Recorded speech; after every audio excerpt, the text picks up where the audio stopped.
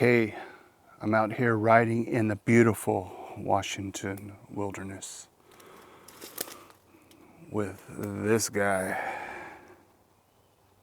So I wanted to do a video on all my upgrades so far so that you guys know if you're brand new to getting one or you already have some parts, what parts you should add on to it.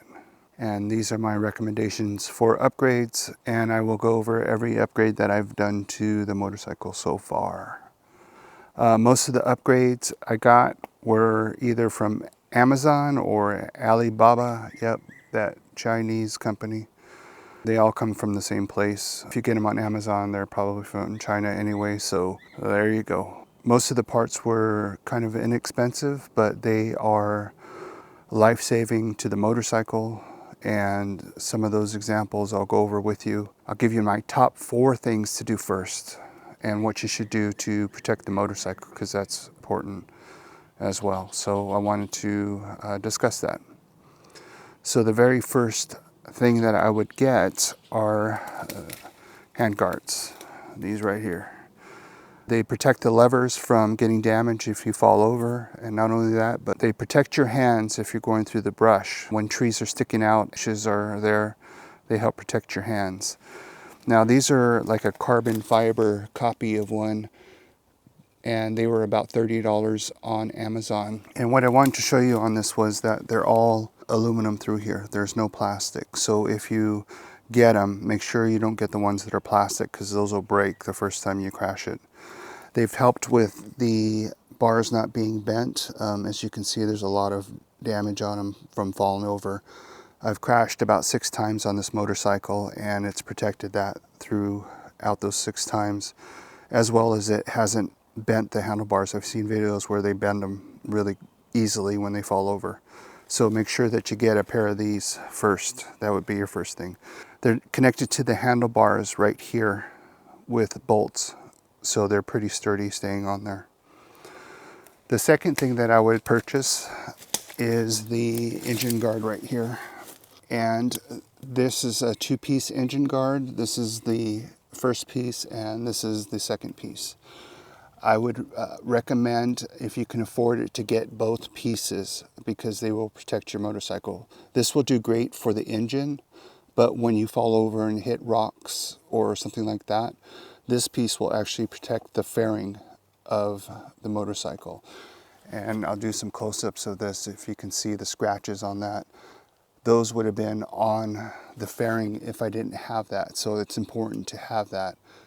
It also protects your radiator right here, and so that's very important to have. The next thing to have is this right here, the aluminum skid plate. The ones that come on this motorcycle, the only protection it has, they're plastic, and those can crack very easily. I've hit rocks with this and hit stumps as well, and it's protected, so it's doing a good job of what it needs to do. The next thing I would get, oh, let me go back to this. This was on Amazon. I got it for about 220 bucks for both pieces. So just want to give you a heads up on that. The next thing I got was this radiator guard right here. And that's important because if rocks come up, you don't want to damage your radiator. The worst thing you can have is something that hits it and then your radiator is leaking all over the place and you lose that coolant or the ability for your engine to cool. You don't want that. So make sure you get that. That was, I think, about 10 bucks actually on Alibaba. So there's that. The next upgrade I have is here on the other side of the motorcycle, and it is that thing. It's a kickstand extender. When I first got the motorcycle and tried to put the kickstand down in dirt, it would sink in and then fall over. This helps it prevent from sinking in. So that's the next upgrade. So those things I would recommend in that order, if you can afford them, to get those things, because that's important. The next upgrades are for all aesthetics mostly. This is one of them right here. It's a duckbill cover. And the reason why I like it is because if you look at it, it makes it look a little beefier. It almost reminds you of the bigger GS's. When you don't have it on there, it still looks okay, but I think it looks better with this. This actually protected the fender from getting all scratched up, because in one of those falls, there's scratches right here. You can see what had happened was it fell against a tree, and instead of scratching the fender all up, it scratched, or sorry, instead of scratching up the beak, it only just scratched up a little bit right here. So that's important to have too, I think, but it's more for aesthetics. So there you go.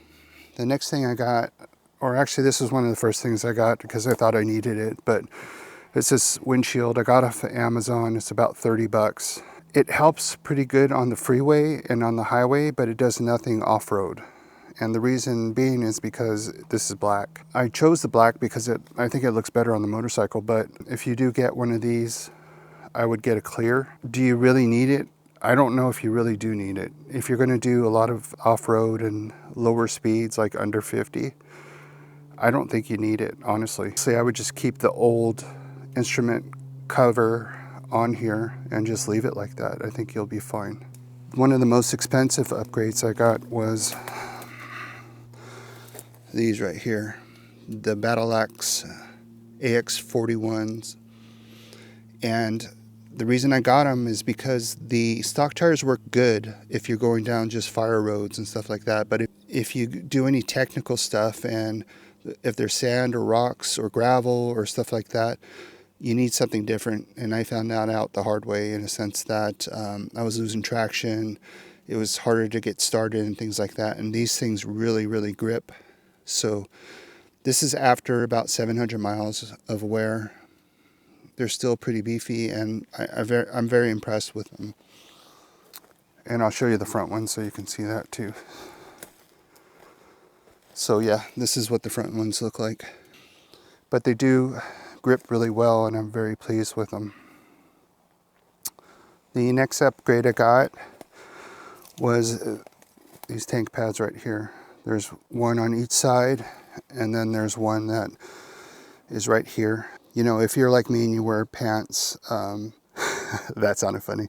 If you're like me and you wear adventure pants, they have a lot of buckles and things like that could scratch up your tank. So this protects that. So that's one of the things I got. And then for you YouTubers that do vlogs and stuff, I wanted to show you some of my camera mounts so you can see what those look like. I actually have a couple of them. I actually have 3 of them for cameras and 1 of them for a drone controller.